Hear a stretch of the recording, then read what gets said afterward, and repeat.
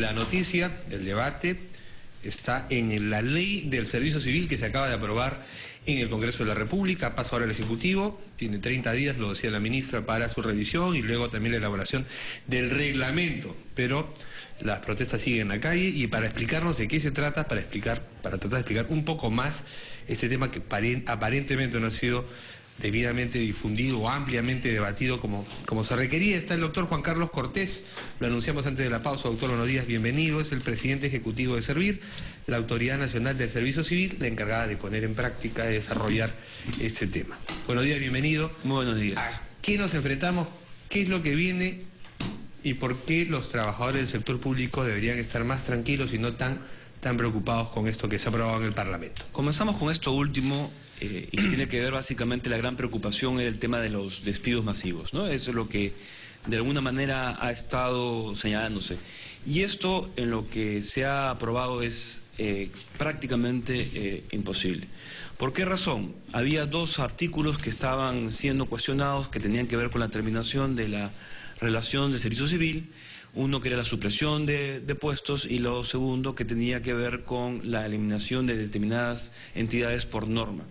Y lo que se ha establecido básicamente son candados especiales para que si esto se da de manera excepcional, en primer lugar, que sea debidamente fundamentada, con una norma del más alto rango dentro del propio sector y adicionalmente con dos informes previos antes de proceder a eso. Es decir, en todo sistema hay gente que entra y que sale de una empresa X determinada, pero lo que usted nos dice es que con esta ley más bien se establecen garantías para los trabajadores para que estas salidas, si se tienen que dar, se cumplan con toda la En dos de los temas que ellos estaban planteando, ¿no? Uno que era la supresión por causas tecnológicas, organizativas, y el otro que tenía que ver con cuando se decide que una institución sea extinguida. Entonces, en ambos casos, lo que se ha hecho es establecer candados para efectos de que si eso se da excepcionalmente, con la fundamentación debida y además con garantías para que puedan postular a otros cargos dentro del Estado. Porque, digamos, la lógica que hay dentro del proyecto, digamos, basado en la meritocracia, es que los trabajadores, los servidores civiles puedan postular a diversos cargos dentro del Estado. Entonces están haciendo prácticamente ustedes con esa norma que el tema de supresión de puestos y reorganización dentro del Estado sea casi imposible, porque dos informes y todo este tema lo que va a hacer es imposibilitar que el Estado pueda ajustarse a las nuevas realidades. Sí, yo no diría imposibilitar, lo que ha hecho es establecer si ya es difícil garantías. hoy en día, con esto va a ser mucho más difícil. Y ya tenemos en el Estado tantas instituciones que en realidad debería pensarse en ver cómo se reorganizan de nuevo para hacer justamente frente a las necesidades que tiene el país. Ya, la reorganización no es para pensar únicamente en cómo nos reorganizamos por establecer, digamos, números de trabajadores en cada institución. Nos reorganizamos para servir adecuadamente. Y si eso implica inclusive que podamos crecer en ciertas cosas, hay que hacerlo. Yo tengo un ejemplo ahí que me parece que es fundamental, en servicio de atención al ciudadano. Cuando en servicio de atención al ciudadano en el país únicamente se hace a través del idioma español. Si eso significa que tengamos que decirle a nuestros ciudadanos, te vamos a atender en el idioma materno, y eso significa contratar personas, tenemos que contratarlas. Porque lo que tenemos que mirar principalmente es cómo damos un mejor servicio. La reorganización tendría que estar pensado en eso principalmente, en cómo hacer que, en primer lugar, se capaciten suficientemente todos los trabajadores que están en el Estado en ese momento y los nuevos que ingresen, y en segundo lugar, cómo damos una mayor... de los dos caminos. Sí, sin lugar a dudas. Sin lugar a dudas. Crecer para un lado, pero también en las cosas que ya no están funcionando, reorganizarlas, y en algunos momentos es necesario también desaparecer organizaciones. O sea, esa es la verdad, digámoslo así. Si en un momento no eso se plantea, crecer y crecer. Pero digamos, lo que está pensado no es en este momento, no estamos pensando en este momento, hay que achicar el Estado. Lo que tenemos que hacer es reorganizarnos para dar un servicio mejor. Esa es la mirada. La mirada tiene que ser esa porque es lo que va a satisfacer las necesidades de los ciudadanos. Entiendo que tampoco es momento de ponerse digamos, hacer cálculos de cuántas personas tendrían que salir antes de una evaluación, ¿no es cierto? Creo que eso es fundamental, que se empiece por lo menos a evaluar el desempeño. No digo que pasen exámenes como los maestros, pero algo se tiene que mirar. Algo tan sencillo como verificar que los funcionarios públicos cumplan sus horarios. ¿Cuántas veces los peruanos vamos a ventanillas de atención y hay algo tan sencillo como que alguien no está sentado en su lugar porque está hablando por celular, o se fue al baño y el baño parece quedar en Alaska porque no regresan en 3 horas, o de donde debía haber 4 ventanillas abiertas hay una, o cuando uno sale llega a migración donde debiera haber una persona trabajando, recibiendo pasaportes, está conversando con alguien más? ¿Dónde queda ese aspecto tan simple como que en una empresa privada tú te podrías quejar, oiga, la atención es pésima, y en el Estado uno voltea y tiene que bancarse la pésima atención? ¿Cómo hacemos para que esta reorganización tome en cuenta esa opinión tan básica? Esa es la idea. Digamos, pero si no se le va a sancionar a esa persona que se fue al baño 8 horas, ¿qué hacemos? No, pero digamos, no mezclemos los temas, ¿no? A esa persona que digamos, no está cumpliendo con su servicio, hay causales específicas de sanción. Todo lo que es el régimen disciplinario, lo hay ahora, lo hay también en esta nueva norma. O sea, en eso no estamos cambiando. Lo que estamos pensando con la nueva norma es cómo las personas que van a estar en los puestos son aquellas que son las mejores que están en esos puestos. Lo que pasa es que sí tienen que cambiar eso que dice usted, que no están cambiando, y se lo explico por qué. Porque como ahorita el que se va al baño 4 o 5 horas no lo votan, ese puesto siempre va a ser ocupado por una persona que se va al baño 4 o 5 horas, y no solo eso, sino que todos los demás van a hacer exactamente lo mismo. Pero, Pati, esos son los derechos adquiridos, pues, que reclama la CGTP, no se vulneren. A eso voy. ¿Cómo se maneja, ¿cómo se maneja una burocracia? Con ese toro? Digamos, que en algún sentido se ha acostumbrado a trabajar de cualquier manera.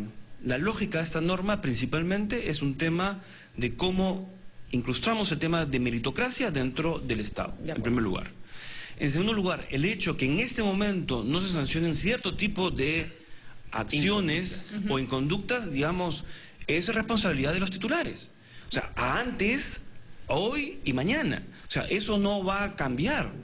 O sea, no es porque establecemos una nueva ley que eso va a cambiar. Lo que la ley va a hacer y tiende a eso es cómo en el puesto determinado va a estar la mejor persona, porque todo se va a hacer a través de concurso. Entonces, ese concurso nos va a llevar a que se cumplan los perfiles, que en este momento no existen perfiles en el Estado, no hay elaboración de perfiles, sino en pocas instituciones, y en segundo lugar, a esa persona que está ocupando ese puesto, digamos, tenga la capacitación suficiente para efectos de atender adecuadamente. La ministra de Trabajo nos dijo hace unos momentos que no tendría que temer el empleado público, tampoco la implementación de esta ley, la entrada en vigencia, porque era una cuestión voluntaria al final. ¿Cómo funciona esto de la voluntariedad? Porque Cayetana decía que de 3 regímenes vamos a pasar a 4 en el sector público, entonces si esto es así de voluntario. Por favor. Lo que se ha pretendido es, en este caso, que los trabajadores que están en 276 y 728 puedan postular a los puestos nuevos que se establezcan. Hay una reorganización de la institución en el sentido de que va a establecerse cuáles son las necesidades, se va a establecer cajoncitos, digamos, que va a ser cada puesto con su perfil y con su valorización de puesto, y como consecuencia de eso va a haber un concurso. En ese concurso van a poder postular 276, 728 y CAS. Pero al nuevo régimen. Al nuevo régimen. Entonces, dejan el régimen antiguo y entran a su nuevo régimen.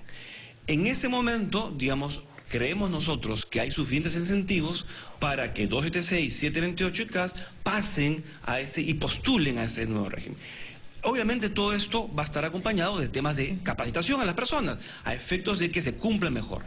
Doctor Cortés, entonces, sí va a haber una reorganización al interior de la institución. Usted mismo está diciendo, va a haber una reorganización para que la gente postule estos nuevos puestos. O sea, sí va a haber una reorganización. Sin lugar a dudas, o sea, la idea y eso puede justamente llevar a que se incrementen puestos o que se disminuyan puestos.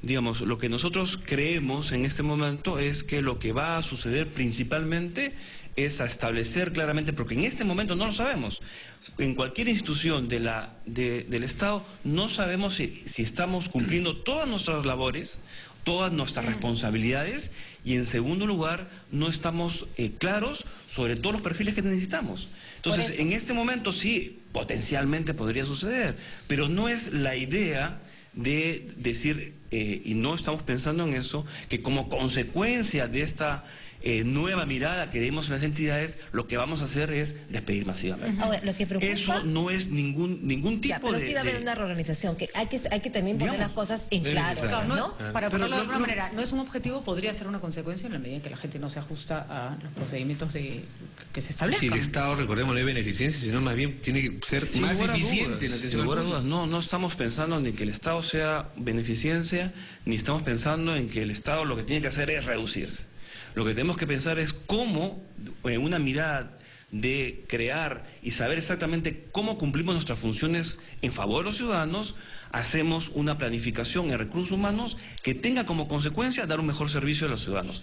Ese es el objetivo principal. Y ahí también hay un tema, el tema de las evaluaciones, porque va a haber una evaluación y si el trabajador no pasa esa evaluación hay una capacitación.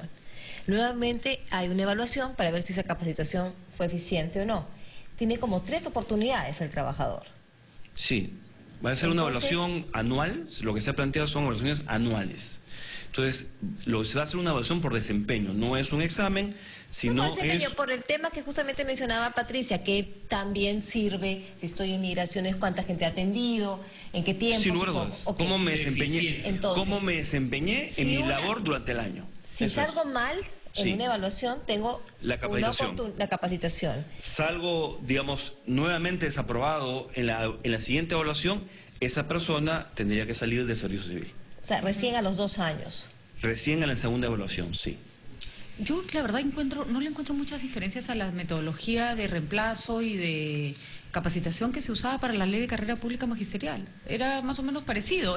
Se le da a la persona la oportunidad de ir. Exacto, eran hasta 3 veces. Se le da la oportunidad, de capacitarse y si no funciona finalmente se va. Y era voluntario y los beneficios eran tales que los profesores se iban a pasar.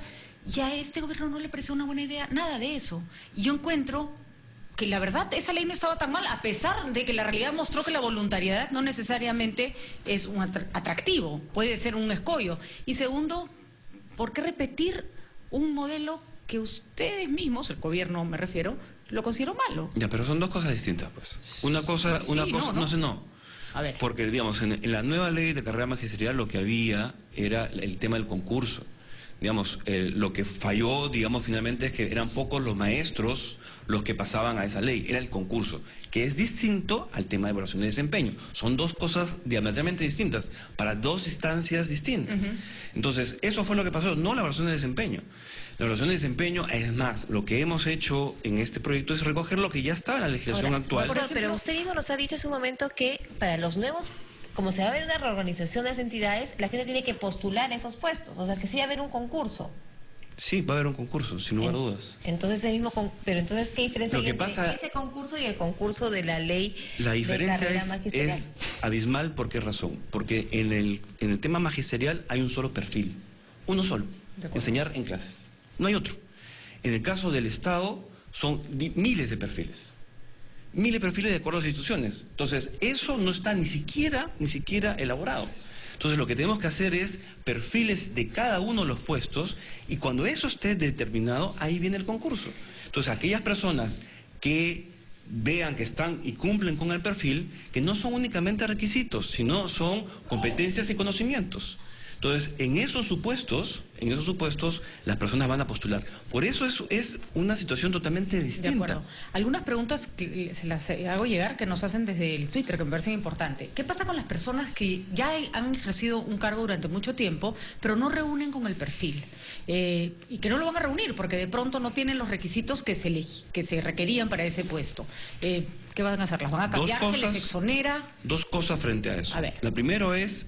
el tema de capacitación y en segundo lugar es el tema de poder postular a otro puesto donde cumpla efectivamente el perfil. ¿La capacitación puede de alguna manera suplir el hecho de que originalmente no tenían los requisitos? ¿Una falta de título, por ejemplo? No, digamos, porque digamos, no estamos hablando únicamente de títulos, ¿no? Sino estamos hablando también de competencias y de conocimientos. Claro, eso se puede conseguir con una capacitación, pero el título no. Entonces, si el título era indispensable para el perfil... Pero es que es raro que en este momento, digamos, sí los requisitos para acceder al puesto dice título de abogado, digamos, esté una persona que no tenga título de abogado. O sea, eso es una irregularidad. Le aseguro que se lo puede encontrar. Bueno, pero posiblemente... Si es irregular, tiene que corregirse. Obviamente. Otra de las percepciones que me dicen es, hoy en los cargos en el Estado por CAS están dirigidos en un 80%. ¿En qué medida, o sea, digitados, ¿no? ¿En qué medida esta ley los podría cambiar? La idea es hacer un concurso transparente, objetivo y que tenga como finalidad justamente que no exista y eliminar todo el tema de que voy a dirigir para que esta persona ingrese